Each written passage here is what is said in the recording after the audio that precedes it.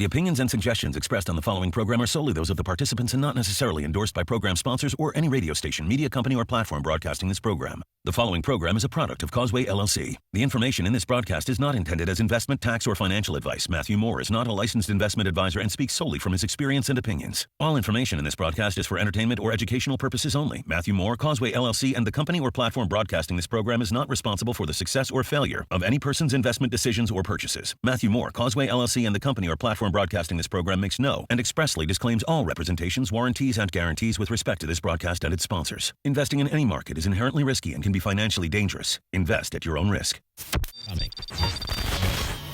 Government officials insist we will continue to keep you informed as this story unfolds. Welcome to Cryptocurrency with Matthew J. Moore, the Bitcoin-focused radio show that's waking the masses to the fiat money Ponzi scheme. Money is changing, and your freedom is at stake. So stick around and learn how to empower yourself for this new digital age. Now, here's your host, Matthew J. Moore. Welcome, America, and guess what? Welcome, citizens of Earth. No matter where you are, I want to welcome every single one of you Bitcoin lovers. Maybe you're a newbie. Heck, maybe you're even an expert, but you are now listening to Cryptocurrency with Matthew J. Moore, one of the only syndicated radio shows that is dedicated to that topic known as Bitcoin. And guess what? We actually may be one of the very few, if not the only in America, that is doing this. And we're doing it because we want to educate you. It's a show where you're going to learn about money, liberty, technology, history, energy. There's so much that goes into Bitcoin that the reason why we encourage you to stick around is because you got to wrap your head around all these things sometimes just to get kind of a general idea of where the world is going and what Bitcoin is doing. And that's why we bring on awesome guests. And on today's episode, we're going to talk about an important topic, a topic that is, I don't know, I guess one of the most important ones if you're going to be getting into the world of Bitcoin. First of all, I mean, let me ask you this. Do you already own Bitcoin? Have you been thinking about owning Bitcoin? How do you secure it if you're going to be your own custodian? Because the whole point of Bitcoin is not to have to use a third party. And, there's multiple ways of doing it. And if so, let's ask ourselves this question. What is the best way to do it? And finally, is there a right answer? I mean, because depending on whether, where you are in your Bitcoin journey, everybody's kind of going down this Bitcoin road and they're trying to figure things out. Is this right for me? Is this what I should do? And everybody's got a different, technical background and understanding. But before we get this show going, I need to introduce you to one of my only and favorite sidekicks. He's my co-host. His name's Eric Cooper. Eric, welcome back to the radio show, my friend. How are you doing, my friend? Doing great, Matt. And I like this topic today because there's a lot of options. You've seen TV commercials, you've seen scandal, you've seen, things that just pop up and then disappear. And there's a lot to know. And, sometimes you don't even know what you don't know until you start digging and going further down the rabbit hole. And so I think it's going to be awesome to bring in somebody who can shed some light on a lot of the questions that people have about exchanges and third parties, because there's a lot of negative publicity around right now, and there's probably going to be more coming down the pike. And so who is the third party that you can really embrace and trust to take care of you and not take advantage of you? So I'm excited to get into a little bit more of that today. Well, and I would say, with the FTX debacle and with all of these bankruptcies happening, people are really saying, hey, maybe I shouldn't keep my Bitcoin on exchanges. Maybe I should actually hold it myself. Maybe I should be the one that's in charge. And that's why, I'm really excited about this show, is because this is the message that I've been preaching ever since I got into this space. And it just seems like old habits die extremely hard. And so especially with those who may be a little bit older, which there's nothing wrong with that, but it is a learning process. And I do want to say, before we go down this road and introduce our guests, I do have to give a shout out. Unfortunately, my producer, Brian LaRue, could not be here today. But I want you to check this out. If you liked that theme music, if you like this show, if you like the way it sounds, maybe you got a project you want to mix, maybe a song, a track you want to create, go check out beyonduproductions.com. He does a wonderful job, and he was the one that made our awesome intros and outros. Also, we've been recording these shows at Blue Studio here in Tulsa, Oklahoma. They're with SoonerMarketingSolutions.com. So if you got marketing needs, go check them out at SoonerMarketingSolutions.com. All right, Eric, why don't you get this show started and introduce our fabulous guest today? Matt, I want to go ahead and introduce everybody to now, Rodolfo, you go by NVK, right? And so yes, if you've never experienced this gentleman before, we're going to call him NVK because it's a little bit easier. But his name is Rodolfo Novak, and you are the CEO of a company called Coinkite. Just give us a little bit about yourself and tell us what you guys do over there at Coinkite. So I've been in the space since the white paper came out, which was about 2009. And Bitcoin has been sort of now part of my life for over a decade. We've been for the most part of the last 12, 13 years being making Bitcoin secure for people to use. And that sort of evolved in many different directions, from like payment terminals to like HSMs to,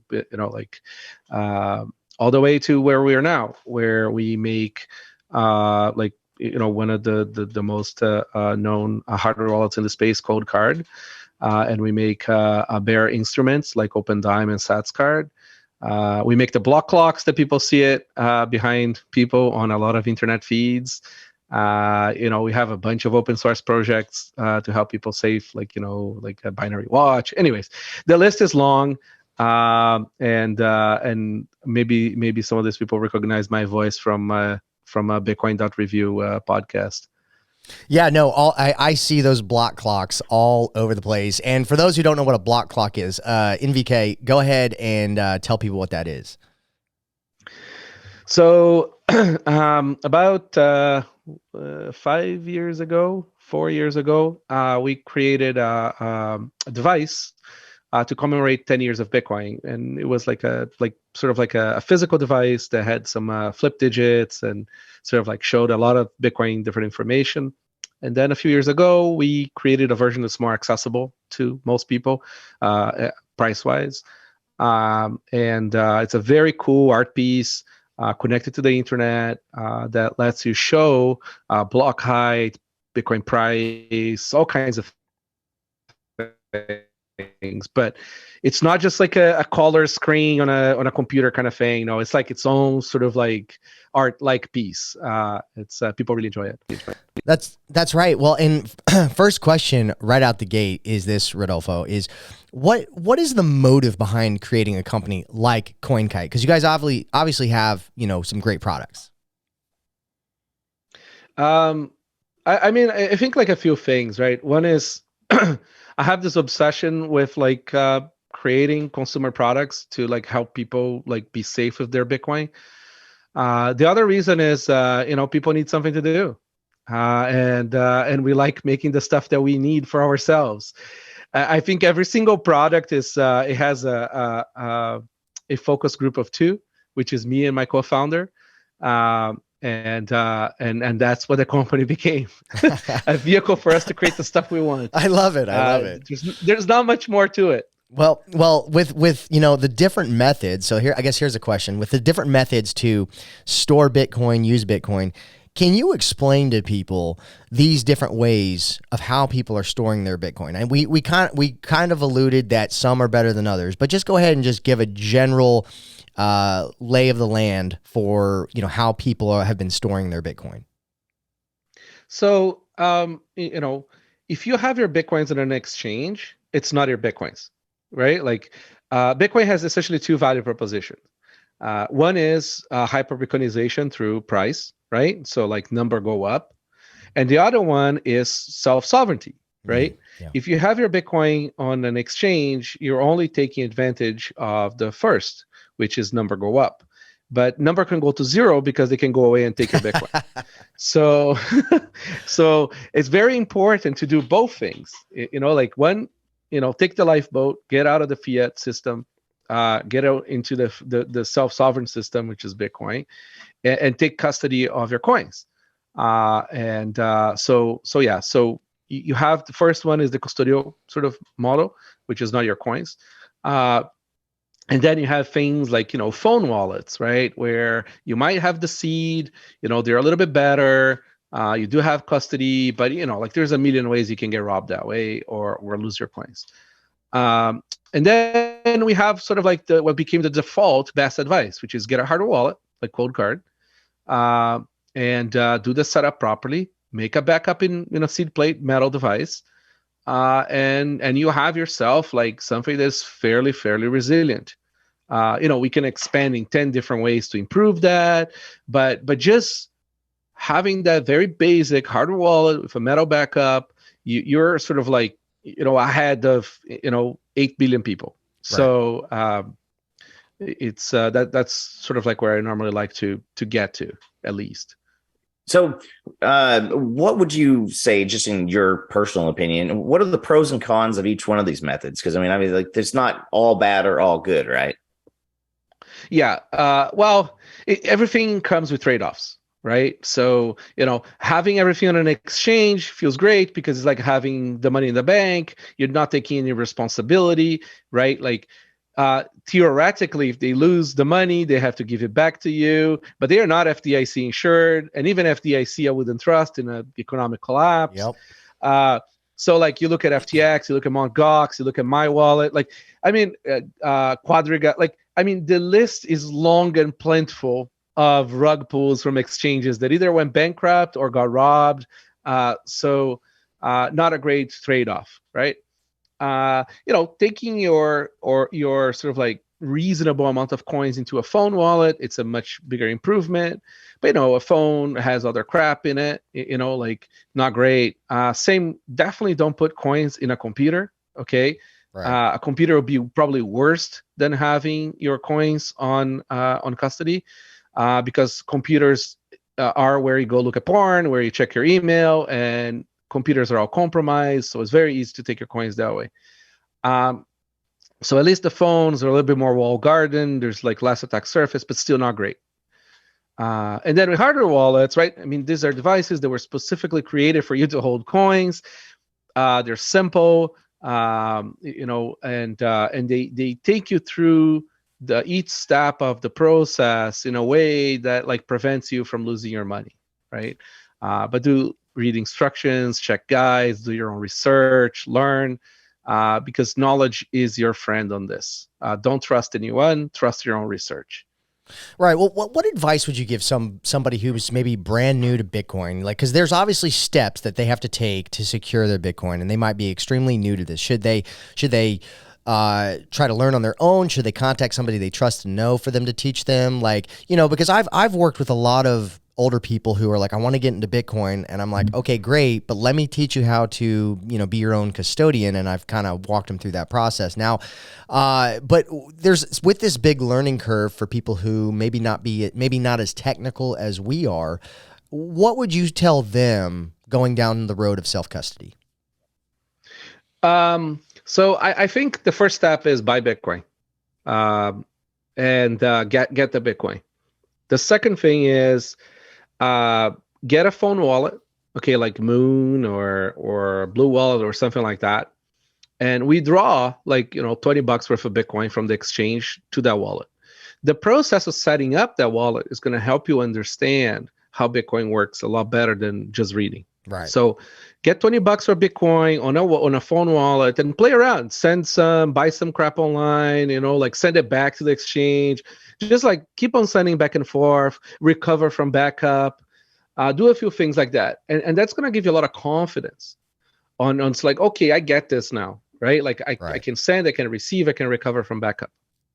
And then the next step is get a cold card, get a seed plate, and like do the setup properly with a little bit of coin, do the same thing, send, receive, understand what's going on, recover from the metal backup. And then you sort of like, you're confident now, you understand what's going on, you've tested recoverability, then you withdraw from the exchange. There is this nice little guide I put together called Bitcoin Security Guide. It's a very simple, like there's a lot of steps there, and you can take it as far or as short as you want as you learn. There is some links there to things. I should add some links to some podcasts too. And learn, follow that guide. That guide is fairly good way for you not to lose money. All wonderful advice. And I do want to ask, this follow-up question, can you, with Bitcoin's ethos being all about, being financially sovereign, how does Bitcoin allow that to happen? Can you tell the people why that's possible? Well, Bitcoin's promise, and so far delivering it, is that we are not at the mercy of central banks for inflation, right? They don't control the money supply, separate money from state. Right. Second is Bitcoin is censorship resistant, right? So they cannot prevent you from taking your money out. Have you ever tried to go to a bank and say, hey, I want to take 50 grand out of my bank account? Like on the spot, just please. Yeah. I highly recommend go to the bank, okay, and say, I want to empty my savings. They're going to be like, nope. It is a life-altering experience, okay? Because they're going to say first no, and they're going to say why, and then they're going to say we can't do it, right? Yeah, they don't have money to give you. Branches don't have enough money to give you. They have limits, and then they're going to come up with a bunch of excuses. I know. And then you're going to do some paperwork, and maybe the next day you might be able to get the money out. Right. And then you just say keep it. Right. But go through the whole process. Yeah. Okay, seriously, the whole process. It is a fascinating experience. It's so true. I've your money is not yours. Yeah. Yeah, it's definitely a wake up call. And it's something that I've experienced myself. And even 50,000 or even 10,000. It's like you're gonna produce the same result. But NVK, what's your take on the idea of multi-sig solutions when it comes to being your own custodian, or maybe you might hold part of the keys, and then somebody else might hold another key. Can you explain to people this multi-sig solution? Yeah, so multi-sig is pretty cool, but I normally don't recommend to average people to do it because it is more complex. I want to put that premise out there. I think most people will be well served by a single signature with a passphrase. But if you want to explore multi-sig, it's a very secure setup. Well, there's many ways of doing it, but it does have more complexity. So if you're going to do multi-sig, I recommend you using Nunchuck wallet, or if you want to pay, you can use Casa or Unchained, which is essentially collaborative multi-sig. They help you get there, but it costs money.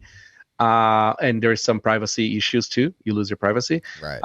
But at least you Nunchuck, you don't. But yeah, so multi-sig, essentially, you can have it so that when you make a transaction, it requires more than one signature, right? Kind of like a bank account of like a corporation, right? Sometimes if you want to get over a certain threshold of amounts, right, you need two people to sign. So multi-sig allows you to have N of M, which is and you define the script, and that's why it's so dangerous for people that don't understand what's going on to do, is that you can sort of create a script that's like unspendable. But if you're using a good wallet that gets you through it, you essentially can have, you need 2 signatures out of 3 signers in order to transfer the money. Right. That's a pretty cool thing. Increases your security a lot. Right. And you could be all the signers, right? Well, NVK, we got to run to commercial break real quick. We'll be right back. We got a lot more to talk with NVK. Stay put. We'll be right back. What does it mean to be physically, spiritually, and financially free? The right to life, liberty, property, and the pursuit of happiness, these were the ideas that made America. But what happens to these ideas when America's money becomes compromised? What do you do when the very thing that you're working for day after day is fundamentally designed to enslave you? Whether it was a conspiracy or not, you won't believe what is about to happen in this country. Arm yourself today with the truth and build your life on the foundations for liberty. Rediscover freedom in the 21st century and grab a copy of my Amazon best-selling book, Foundations for Liberty. For just $11.99, you can support this radio show by finding a copy on Amazon or by going to mattjmoore.com. Again, that's mattjmoore.com. Don't wait, because freedom is never more than one generation away from extinction. Do you have a strategy to obtain Bitcoin on a regular basis? Do you plan to automate your dollar cost averaging? What about getting all or part of your paycheck in Bitcoin? GetHedge.io is revolutionizing how you get paid. Hedge makes it easy to automatically convert your pay into Bitcoin. Whether you're an employer or employee, you can get started in 4 easy steps. Start getting paid in Bitcoin, Ethereum, or Litecoin. The great part about using Hedge is you can skip the exchange experience altogether and have your Bitcoin sent directly to a wallet you control. Self-custody is key, and GetHedge is giving you the power. Hedge is here to make it easy to stack those sats month after month. Bitcoin, it's a long-term play, so what are you waiting for? Start living on the Hedge, and don't forget to let them know that you heard about Hedge from Cryptocurrency with Matthew J. Moore. Use my referral link at mattjmoore.com, or you can go to gethedge.io. Again, that's gethedge.io. Short-form video content is taking over social media, and with only seconds to capture someone's attention, our team can help you stand out from the crowd. At Sooner Marketing Solutions, we'll produce and publish engaging TikToks, Instagram Reels, and YouTube Shorts. If you feel like you're falling to the wayside and missing out on the exposure that you deserve, click the link in the description to get Sooner results now. Do you owe the IRS $10,000 or more in back taxes? Are you being audited or investigated? Has the IRS sent you a letter demanding payment? You may not owe what they claim. Make this free call to the tax doctor now. Let them negotiate with the IRS on your behalf. 800-262-4182. 800-262-4182. That's 800-262-4182.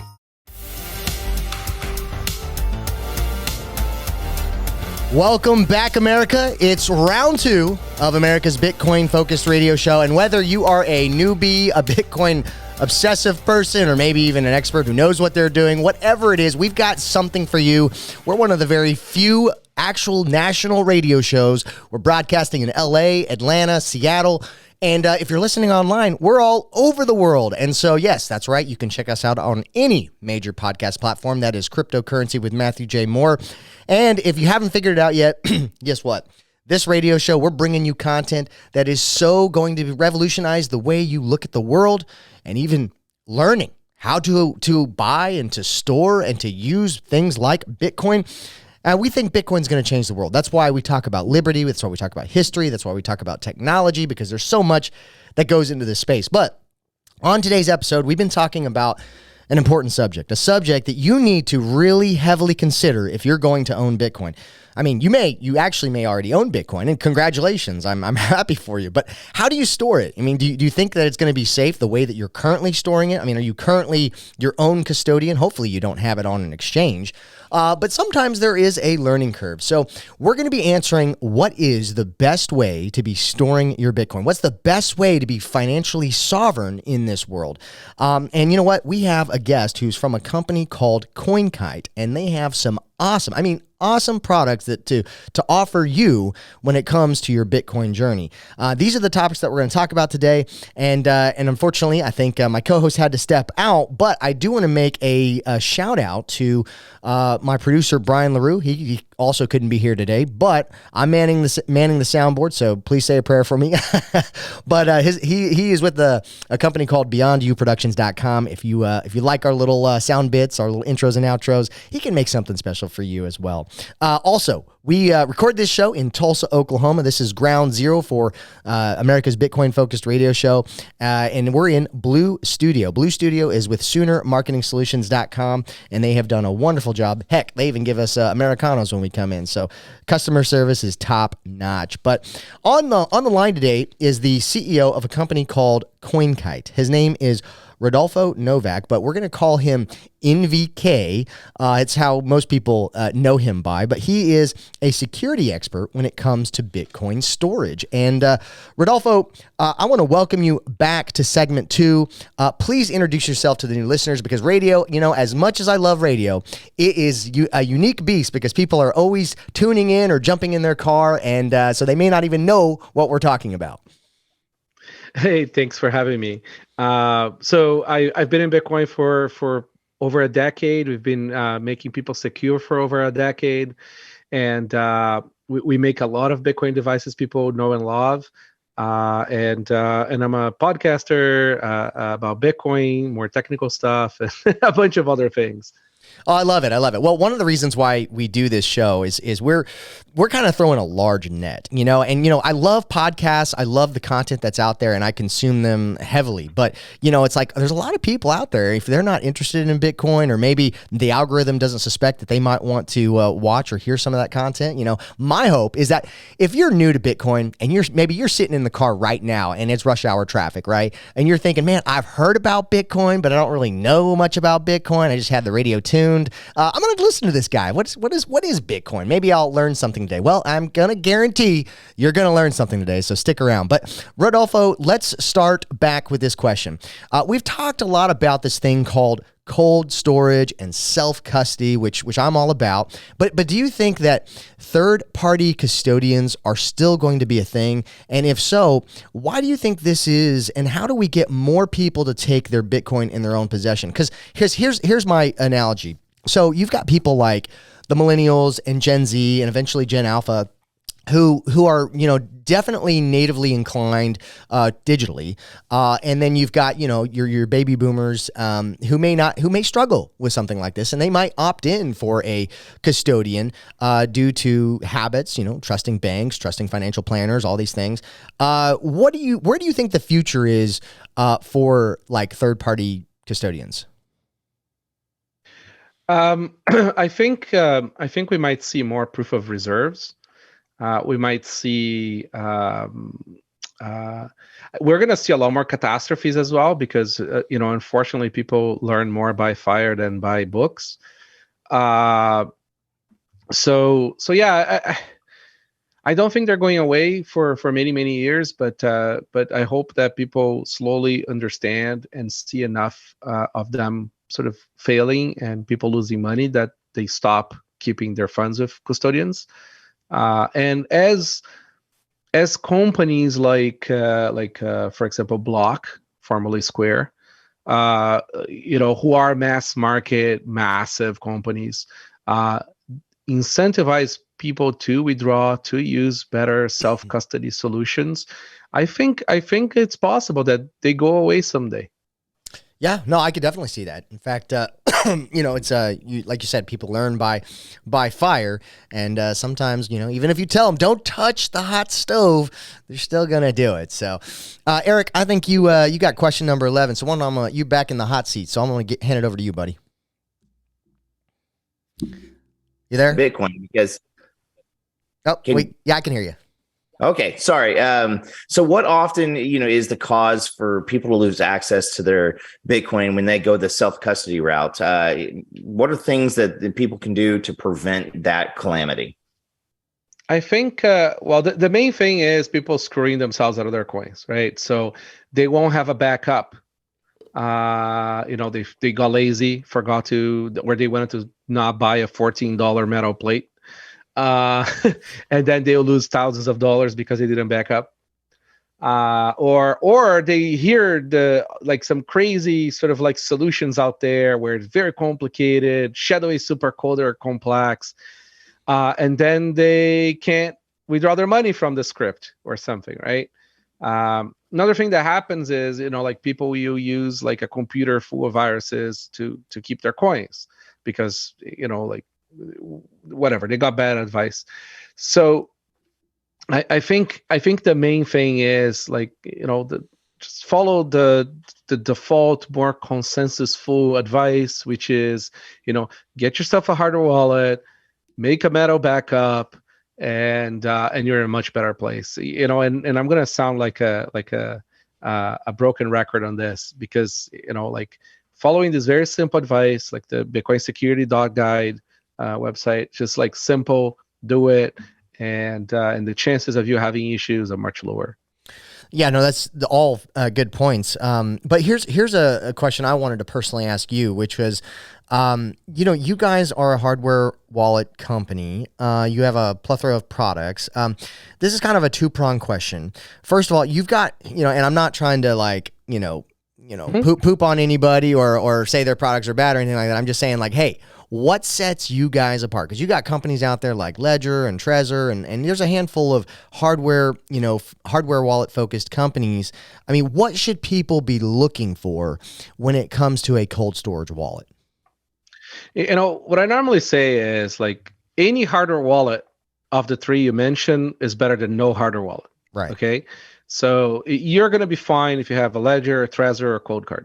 Okay. That's the first step, right? We're a Bitcoin only company, so we don't support coins. We don't like the attack surface that they add to the products. More code to review, more chances of bugs or attack vectors, right? We make a device, or many devices that do things in a more sort of paranoid way. It is designed to really, take the attack cost and the attack time a lot higher, right? So, for example, if with a Trezor, I can take your seed out of a Trezor with a device that costs $13, right? However, if you're using a passphrase in a Trezor, like you're in a much better place and is a good device and all that stuff. Ledger, on the other hand, is a fairly secure device. It's made by a good security company, but it's closed source. So you can't review the code. It's coins. It's a tiny screen. It only has 2 buttons. Like there's a bunch of other trade-offs that they made. Cold Card, in my view, is like the set of trade-offs that we prefer, right? So it has a number keypad for you to put in your pin, and we have a split pin so you can't have evil made attacks. We don't have coins. It costs $250,000 to $1 million to take the seed out. We support passphrase as well. We have this thing called seed XOR, so you can split the seed. Cold Card has like a million features. Yeah. And like, like the other devices maybe have like 10 features. We have a million, right? Like it's not very comparable. I always joke with the friends, the friends I have that work at Ledger, that they're my sales funnel. People buy their device because they were or because they just heard it, because they have they're a much bigger company. And then eventually they're like, oh, okay, I'm ready to upgrade to a Cold Card. So it's kind of funny though. Oh, that's funny. Well, give us real quickly, for those who maybe weren't listening in the first segment, give us a quick rundown of your product line. So we make Sats Card, which is a bearer instrument. It's like an open dime. So essentially, if you want to gift Bitcoin to people, you buy a Sats Card, you load it in Bitcoin, you give it to somebody physically. It's amazing. It's like full privacy too.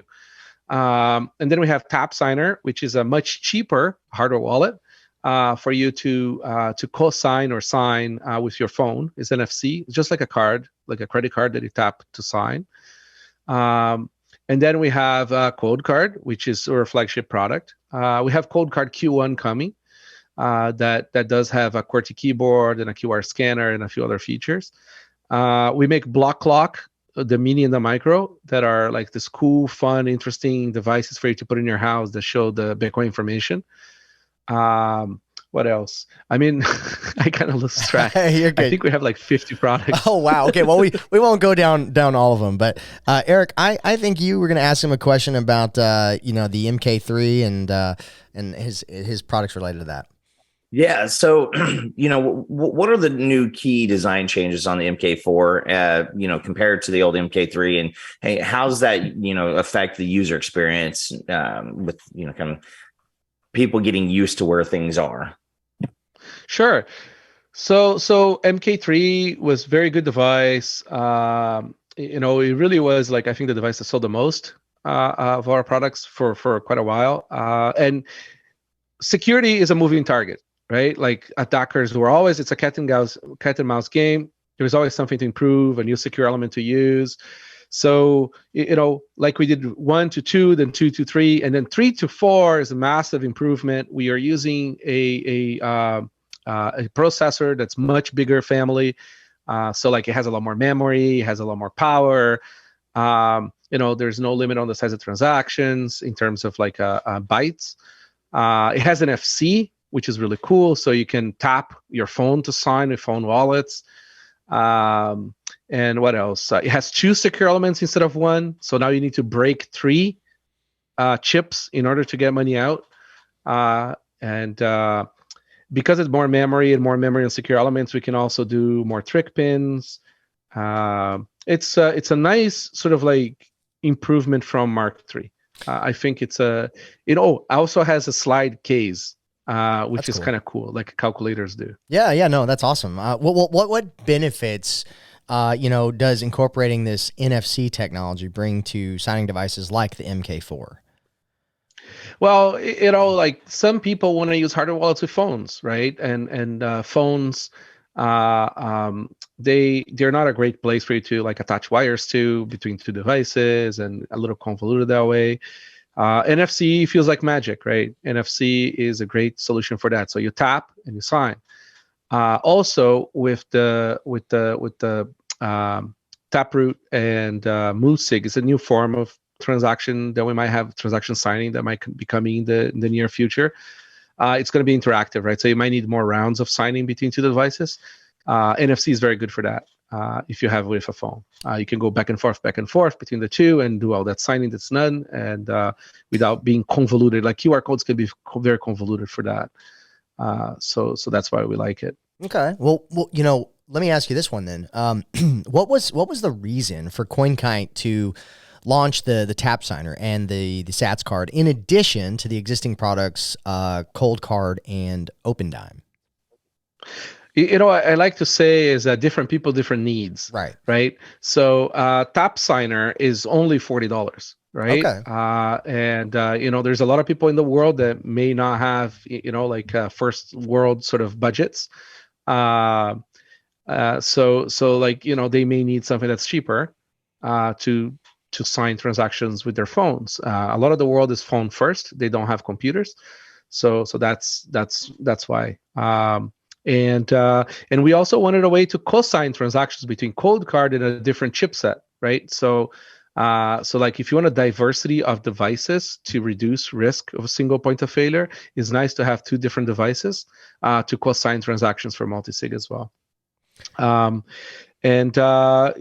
wanted to make a device that sort of like can help in that space, and a lot of the multi-sig companies are integrating it, and there's a lot of that. It's also very easy to use. I mean, like is the proverbial grandmother can just tap to sign. Right? So there is no scary screen, no buttons, no nothing. Right? It's just tap and sign with a pin, of course. And the Sats card, on the other hand, it's essentially the evolution of Open Dime. People have been using Open Dimes for years to gift Bitcoin weddings and birthdays, and people use them to load with a bunch of them, so they have like a physical Bitcoin to spend, but it uses USB and it's like a little bit more expensive. Like with Sats card, on the other hand, it's just like it looks like a hotel key, right? Like one of those NFC cards. You tap, you load Bitcoin in, you're ready to go, right? Like it's like it feels like magic. If you ever been in a conference near me, you'll see me giving those to everybody. The best is to leave those as a tip on a restaurant, and you say, hey, listen, if you figure out how to get the Bitcoin out, you have a nice tip in there. Right. That's awesome. So when we're talking about Tap Signer and the Sats card, this obviously makes self-custody easier for Bitcoin users.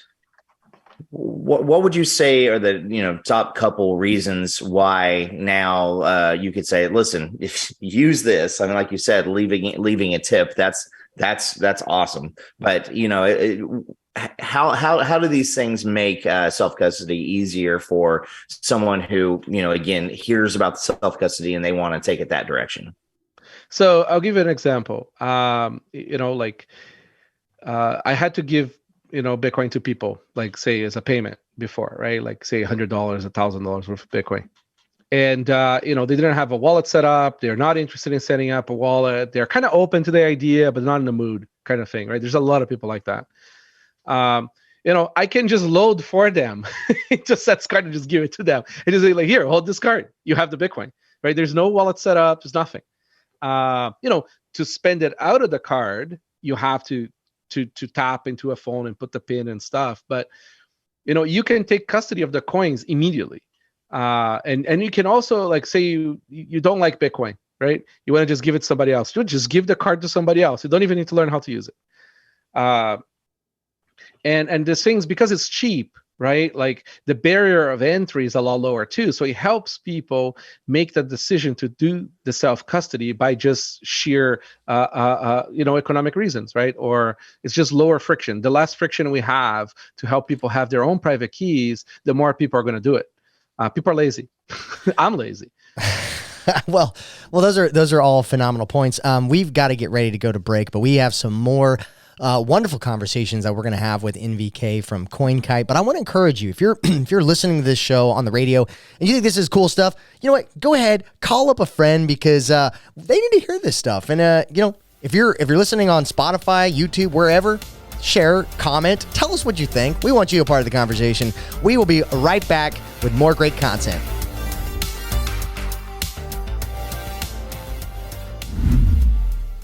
The sun, beaches, parties, education, and Bitcoin. This is the recipe for Bitcoin 2023, the largest Bitcoin conference in the world. Ever thought about meeting industry experts? It's the who's who of Bitcoin, and you can't miss it. Join us in Miami, Florida for the annual Bitcoin conference. Use my promo code BTC Radio at checkout. That's BTC Radio. Learn more at mattjmoore.com. Okay, I'm talking funny because I'm in the witness protection program. I have too much credit card debt and I don't want people to find me. Okay, I'm just kidding. We're going to talk about credit card debt. Right, those plastic things that we all have in our wallet. Are you in your 50s or 60s and you're still carrying around a mound of credit card debt? Wouldn't it be nice to start banking that money and save a little money for retirement down the road? We help people restructure their credit card debt all the time. We show people how they can get out of credit card debt in months, not years. Listen, you'll be carrying around credit card debt for the rest of your life unless you deal with it right now. We offer a free consultation so you can learn how you can finally wipe out your credit card debt and start saving money. Give us a free call right now. Call Debt Solutions Network now. 800-593-0298. 800-593-0298. That's 800-593-0298. Do you have a strategy to obtain Bitcoin on a regular basis? Do you plan to automate your dollar cost averaging? What about getting all or part of your paycheck in Bitcoin? GetHedge.io is revolutionizing how you get paid. Hedge makes it easy to automatically convert your pay into Bitcoin. Whether you're an employer or employee, you can get started in 4 easy steps. Start getting paid in Bitcoin, Ethereum, or Litecoin. The great part about using Hedge is you can skip the exchange experience altogether and have your Bitcoin sent directly to a wallet you control. Self-custody is key, and GetHedge is giving you the power. Hedge is here to make it easy to stack those sats month after month. Bitcoin, it's a long-term play, so what are you waiting for? Start living on the Hedge, and don't forget to let them know that you heard about Hedge from Cryptocurrency with Matthew J. Moore. Use my referral link at mattjmoore.com, or you can go to gethedge.io. Again, that's gethedge.io. Short-form video content is taking over social media, and with only seconds to capture someone's attention, our team can help you stand out from the crowd. At Sooner Marketing Solutions, we'll produce and publish engaging TikToks, Instagram Reels, and YouTube Shorts. If you feel like you're falling to the wayside and missing out on the exposure that you deserve, click the link in the description to get Sooner results now. And we are back in the saddle. That's right. This is round 3 of America's Bitcoin-focused radio show. You are listening to A Cryptocurrency with Matthew J. Moore, one of the only syndicated radio shows in the nation, in America, maybe even the world. I don't know. I'll have to do a little bit more research, but we've been having a wonderful conversation about a topic that I think is important for everybody to learn and know about if you're going to be in the world of Bitcoin. You know, it's pretty common. I've said it before, and I'm going to say it again.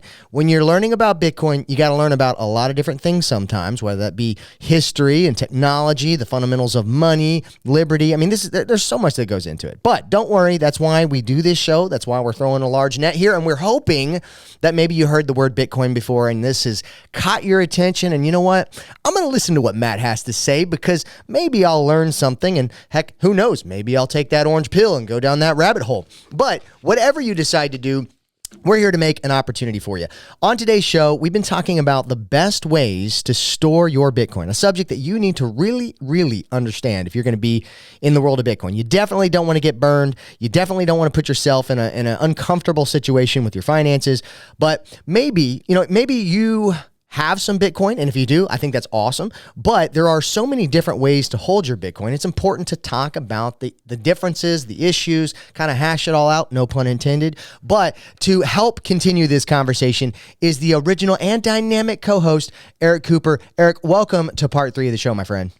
Hey, Matt. Obviously, these are the good times, right? We get to educate folks, get to talk about Bitcoin, and then actually get to leverage relationships with like guys like NVK, and he's bringing us the gospel, the good news here about Bitcoin and self custody. And so, love doing this. And NVK, thanks for joining us here today. Yeah, hey, thanks for having me. Yeah, no, we have definitely, we're going to finish out this segment strong. But before we continue the interview, I do need to give a shout out to my wonderful producer, Brian LaRue. He's the one that makes our show sound wonderful. So if you like our intros and outros, and maybe you got a project you want to get accomplished when it comes to audio, hey, go check him out at beyonduproductions.com. And on top of that, we record this show, Ground Zero, in Tulsa, Oklahoma, our home city, our home state, but we are broadcasting all over. And we are here sitting in Blue Studio, which is part of SoonerMarketingSolutions.com. So you have any marketing needs, hey, go check out SoonerMarketingSolutions.com. Eric, let's go ahead and kick this back and keep it going. Why don't you introduce our guest just one more time because, hey, people are tuning in all the time. Definitely so. On the lines, our special guest, Rodolfo Novak. We are going with NVK because I'm pretty sure Matt and I are actually just continually blistering his name and saying it incorrectly. And so I can see he wants to reach through the computer and shake me right now. But he's the CEO of a company called Coinkite. And when it comes to Bitcoin storage, NVK, this guy knows his stuff. So again, welcome back for segment 3, brother. Hey, thanks for having me. I love it. Well, NVK, we've had a wonderful conversation about a lot of your products. We've already kind of talked about the block clock as well, but tell us about the SAT chip for artists. I think this is a cool thing. Yeah, so like that's a more sort of like less known product we're just sort of messing around with. So if you're one of those people putting JPEGs on the Bitcoin blockchain, you can stick them in this card. And then if you sell your ordinal inscriptions, you can just give the card away as a means of payment. Well, the idea really was because NFTs are kind of like idiotic on Ethereum. Right. They don't have any scarcity, right? I mean, the JPEG is copyable. Right. And the worst part of the Ethereum thing is that like you're buying a token and it's just a link to the JPEG somewhere else, and the JPEG link may not be around after either. So it's very, very dumb. So there's been this new thing with people inscribing JPEGs on the Bitcoin blockchain, which is not going away. Right. And I figured, hey, like maybe people can use it for that. Artists can use it to put their rare pepes on. A lot of internet memes have been put on Open Dimes, so we wanted to make an answer for artists to be able to certify their work with Bitcoin cryptography. I love it. I think that's a wonderful idea. We've obviously our conversation's been focused on learning how to self-custody, what are the best solutions and all. But do you guys have resources that you send people to that they can read or watch if they want to dig deeper into this idea of self-custody? I didn't know if there was stuff on your website or if you had a place that you were like, you know what, go check these people out. So I do. BitcoinSecurity.guide. It's a wonderful, simple means for you to start exploring the topic. It essentially sort of like just runs through like a few things you should know as you go down the rabbit hole. It has links to podcasts. It has links to more education. I highly recommend that. If you want to go deeper in the rabbit hole, I have a podcast show called Bitcoin Review. The domain is bitcoin.review. It's very simple to remember. And we do go down there. We have 2-hour episodes where we explore topics and try to explain things. My good friend Stefan Livera, has a fantastic podcast on the topic. I think Matt Odell and Marty have a show that a lot of people know called Rabbit Hole Recap, which is really good. And I'm probably forgetting a few, but there's a lot of good shows. I think I linked some of them from the BitcoinSecurity.guide. That's awesome. Well, if people are listening to this show, where could they go to maybe follow your work, learn more about the company, learn more about the products? Where would you encourage people to go if they wanted to follow you? I'm fairly active on Twitter, but kind of been more active on Nostr now. So just go to NVK, so November Victor Kilo .org, O-R-G. And you find links to a lot of my stuff there. And boy, there's a lot of links. Oh yeah. Well, hey, sometimes you got to navigate it, but hey, we got about 3 minutes before we got to close out the show. But is there anything that maybe I missed that you're like, you know what, I really want people to know about this? Because you guys are doing a lot. You got a big product line. You have any final thoughts on what you guys maybe that you're doing that you'd like to share? Yeah, we just announced Cold Card Q1. It's like we're going to have both Mark IV and Q1 in parallel lines. The Q1 has a QR scanner, is a bigger screen. So if you're older and the eyes don't work that well anymore, it has a QWERTY keyboard, kind of like a graphing calculator. And the device is now up for reservations. The numbers, it's selling fast. So if it's something that interests you, do reserve it. It's only $200, and be part of the first batch. Also helps us understand how big the first batch should be.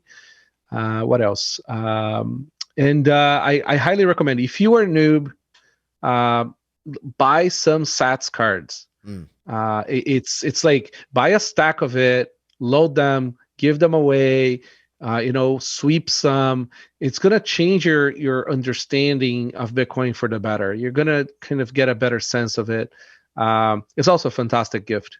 Like nobody wants crap, for their birthday no, really, like, and the amount of junk that we give each other in conferences and birthdays and things like that. I agree. A kid is born, like people just give junk to each other. And I hate packaging. I hate junk. So I'm a big fan of just, loading up some cards with some Bitcoin on it and gift it. It's quite amazing. I mean, like people that gifted open dimes 5-6 years ago, those gifts are worth a lot now. Oh yeah. No, so absolutely. even if it's like $10, yeah, it's the best gift you can give. Well, I love it. Well, this has been a absolutely phenomenal show. I've enjoyed chatting with you, NVK. We're about right out of time, but just real quick, one more time, where can people follow you on Twitter? Hey, listen, thanks for having me. It's NVK, so November Victor Kilo. That's it. 3-letter domain, 3-letter with Twitter. Well, that's easy enough. Well, guys, you've been listening to Cryptocurrency with Matthew J. Moore, one of America's only syndicated radio shows when it comes to the topic of Bitcoin. And until next time, my friends, we will see you next week, same time and same place. Because remember, Bitcoin is changing the world. I don't want you to get left behind. Join us every week and learn. I want you to learn how to prepare for this new digital age because it's coming. We'll see you next time.